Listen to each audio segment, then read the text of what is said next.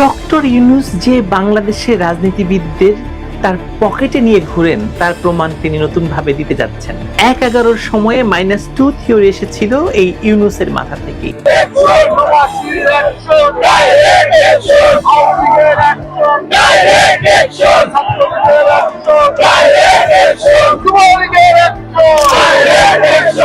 Awami League is coming back বলতে পারেন বাংলাদেশে। আবার যদি আওয়ামী লীগ আসে অনেক ভালো হবে। আওয়ামী লীগ অবশ্যই আবার ব্যাক করবে ভাই। বাংলাদেশের সবথেকে বড় দল হলো আওয়ামী লীগ।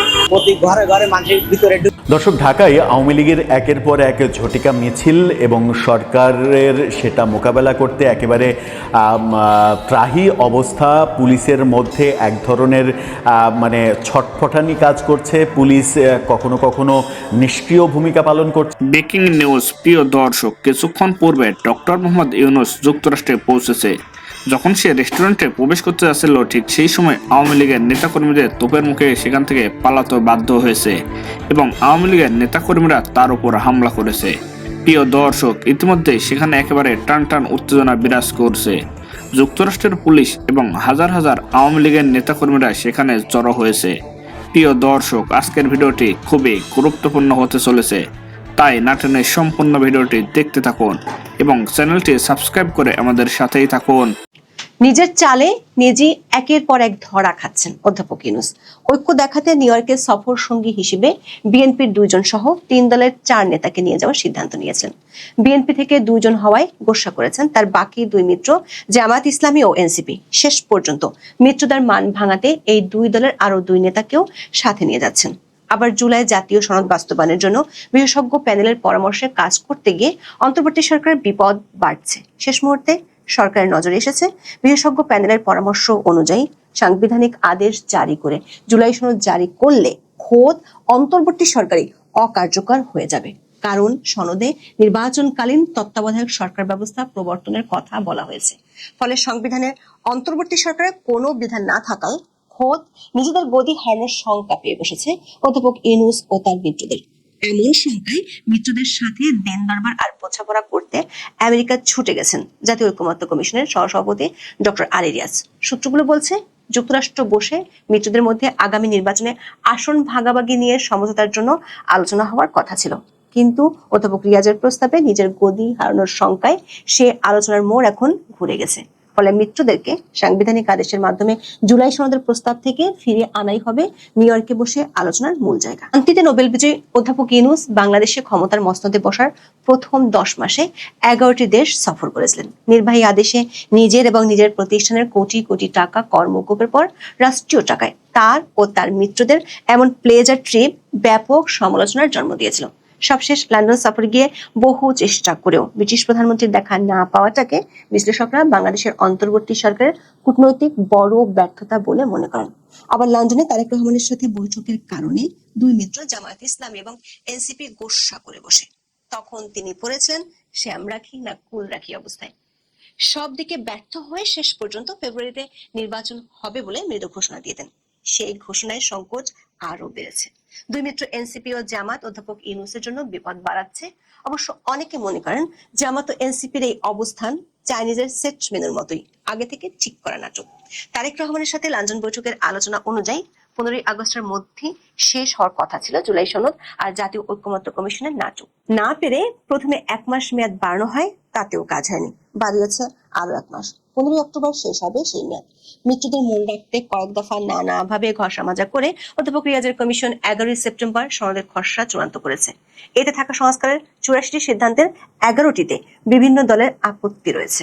দর্শক, গত 13 মাসে একটি দৃশ্য বেশ পরিচিত হয়ে উঠেছে। সেটি হলো এনসিপি আর জামাত যা বলে তা যেমন অধ্যাপক ইউনূস শুনে, আবার অধ্যাপক ইউনূস যখন তাদের ডাকে তখনই তারা সাড়া দেয়।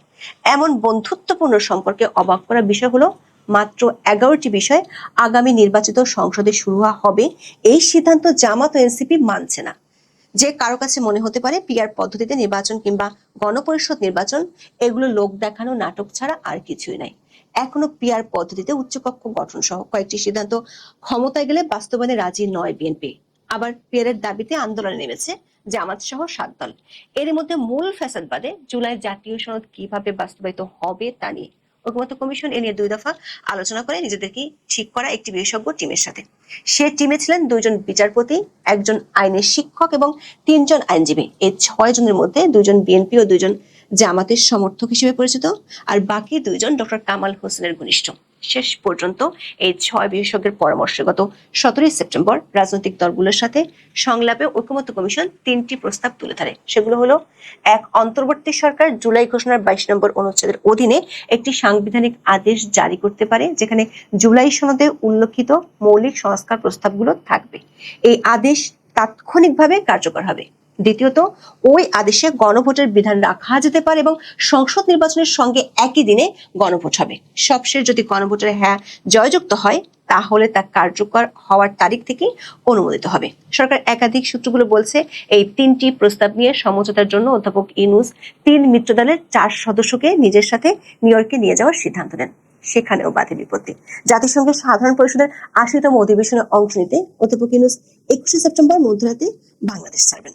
17 সেপ্টেম্বর এক সংবাদ সম্মেলনে পররাষ্ট্র উপদেষ্টা জানান, প্রতিনিধি দলে অংশ নেবেন বিএনপি মহাসচিব মির্জা ফখরুল ইসলাম আলমগীর ও বিএনপির ভারপ্রাপ্ত চেয়ারম্যান তারেক রহমানের পররাষ্ট্র বিষয়ক উপদেষ্টা হুমায়ুন কবির, জামাতে ইসলামের নায়েবে আমির সৈয়দ আব্দুল্লাহ মোহাম্মদ তাহির এবং জাতীয় নাগরিক পার্টি বা এনসিপির সদস্য সচিব আক্তার হোসেন। বিএনপির সদস্য 2 জন হওয়ায় নিজেদের ছোট দল ভাবতে শুরু করে অন্য 2 মিত্র। তারা গো ধরেন তাদেরও সদস্য সংখ্যা সমান করতে হবে। দৈনিক সমকালের রিপোর্টে বলা হয়েছে, প্রতিনিধি দলে বিএনপির 2 নেতা থাকায় জামাত ও এনসিপি তাদের দল থেকে 2 জন করে প্রতিনিধি নিতে সরকারকে অনুরোধ করে। তবে নির্ধারিত সময়ের মধ্যে ভিসা প্রক্রিয়া শেষ করা কঠিন হয় আগে থেকে যাদের মার্কিন ভিসা ছিল তাদের বেছে নেওয়া হয় প্রতিনিধি দলে। নতুন করে জামাতের পক্ষে আমির ডক্টর নকিবুর রহমান, যিনি এরই মধ্যে যুক্তরাষ্ট্রে আছেন, তিনি, এবং এনসিপির পক্ষ থেকে তাসনিম যারা, তিনিও আছেন যুক্তরাষ্ট্রে। দর্শক, কত বছর অধ্যাপক ইউনূস একই নিউ ইয়র্কের উদ্দেশ্যে সফর সঙ্গীদের নিয়ে ঢাকা ছাড়লেন ডক্টর মোহাম্মদ ইউনূস। জাতিসংঘের 80তম সাধারণ অধিবেশনে যোগ দিতে যুক্তরাষ্ট্রের নিউ ইয়র্কের উদ্দেশ্যে রওনা দিয়েছেন অন্তর্বর্তী সরকারের প্রধান উপদেষ্টা ডক্টর মোহাম্মদ ইউনূস। রবিবার 21 সেপ্টেম্বর দিবাগত রাত 1:40 সফর সঙ্গীদের নিয়ে হযরত শাহজালাল আন্তর্জাতিক বিমানবন্দরের একটি বাণিজ্যিক ফ্লাইটে ঢাকা ছেড়েছেন তিনি। রবিবার রাতে প্রধান উপদেষ্টার প্রেস উইং ভেরিফাইড ফেসবুক পেজের এক পোস্টে এই তথ্য জানানো হয়েছে। প্রধান উপদেষ্টার সফর সঙ্গী হিসেবে পিএমপি, জামাত ইসলামী ও এনসিপির 6 জন প্রতিনিধি রয়েছেন। তাদের মধ্যে 5 জন একই ফ্লাইটে যুক্তরাষ্ট্রে যাচ্ছেন।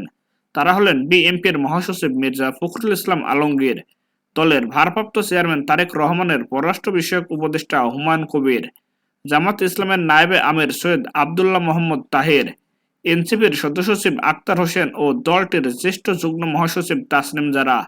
আর জামাত ইসলামের আরেক প্রতিনিধি ডক্টর নকিবুর রহমান তারেক নিউ ইয়র্কে যুক্ত হবেন বলে জানা গেছে। এছাড়া প্রধান উপদেষ্টার সফরসঙ্গী হোসেন 6 উপদেষ্টা। তাদের মধ্যে গৃহায়ন উপদেষ্টা আদিলুর রহমান খান, সড়ক পরিবহন উপদেষ্টা মোহাম্মদ ফাউজুল কবির খান, স্বাস্থ্য উপদেষ্টা নূরজাহান বেগম এবং সমাজ কল্যাণ ও মহিলা বিষয়ক উপদেষ্টা শারমিন এস মুর্শিদ একই ফ্লাইটে যাচ্ছেন।